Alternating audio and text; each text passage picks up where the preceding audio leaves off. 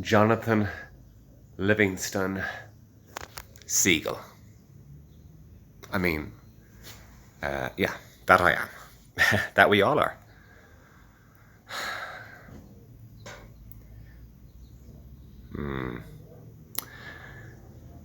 Written by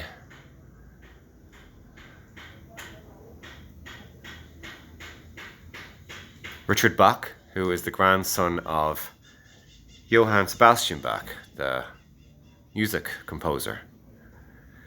He takes us back a while, back to the classical Renaissance era. I don't quite remember the exact era. 1700s? That's a wild guess. It's a good book, Jonathan Livingstone Seagull.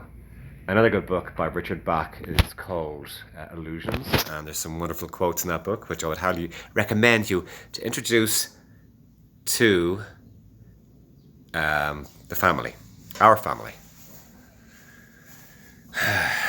All right. Oh. Oh, that was incredible. The bird just, it took a skydive and then it just went right back up again, like those alien crafts that you see on videos on YouTube. No, they're for real. No. Yeah.